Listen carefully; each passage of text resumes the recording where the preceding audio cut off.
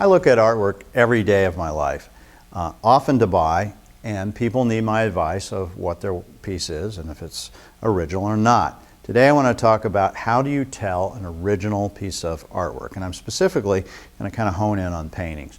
Because what I see all the time are pieces that are reproductions or prints or flat out fakes and frauds. So some of the little highlights that you need to know if you're looking to purchase a piece of artwork, or if you have a piece of artwork, if it's original, is one, if it's supposedly old and it has a date on it, let's say it says 1923, well, it should look like it's old. You should turn over the back of the painting and look. The back of the painting, quite frankly, is going to tell you as much as the front of the painting. If the canvas is very white and the little sticks that you'll see in the corners that are the little spacers, or the bars that you see around the edge of the painting, those are very white and have not oxidized, it's not old. It's a new piece, and it's probably a giclée. A giclée is a copy of an original oil painting, a piece of artwork. They can be very nice, they can have value, but they're a copy, a photographic copy, put on canvas, and the idea is to make it look like the original. And quite frankly, from a photograph, when I get them on the internet, sometimes you can't tell, because it can be a Charlie Russell and it looks like a Charlie Russell because, hey, guess what? It is, but it's a copy. It's a giclée. So when you look at the piece in person, you should be able to see individual brush strokes and thickness and texture to the paint. The giclées will often have the brush strokes, but you'll see kind of a sheen on the top that really just doesn't look right. And then if you turn it around on the back, you'll see staples where the canvas has been stapled to the stretcher bars. The stretcher bars, which are the foundation bars, will be white. Canvas will be white. There's no oxidation. Charlie Russell was painting at the turn of the century. You got that time frame, things are going to happen.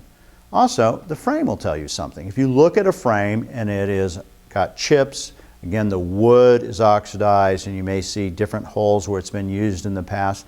Look at these things. If they look old and feel old and maybe even smell old, if they've been in a smoker's home for 20, 30 years, you'll smell the nicotine.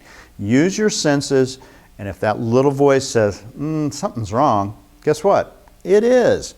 So you can't just go by history, because I can tell you this, after 20 years of doing this, histories are very easy to fabricate, and people do this, or they just, family lore says, oh, this has been in our family for 100 years. Well, the realities of it, take that into consideration, but it's probably the last thing. First, use your own eyes, your own senses. Does this feel like it's a painting that's old or not? Remember, people do make frauds and fakes. So if you're buying older works, you have to, and it looks old, well, it could be an old painting that they've signed a name on. I see all the time old paintings where somebody's put Maynard Dixon. You have to know your subject matter, and if it's obviously not his work, not his signature, not his style, then it's not right. The last thing I go on a painting is the signature. That's the very last thing that I take into consideration, because a signature is easier to fake than style, composition, and the way the painting looks like. They can be a good forger of the name Maynard Dixon, but they can't do the palette, they can't do the structure or the composition of the painting. Even if it's an old painting, it just doesn't hack it. So when you look at these things, be very critical. Look for age, especially on old pieces. They should have a certain sensibility, and if they don't, get an expert to look at it before you ever purchase it.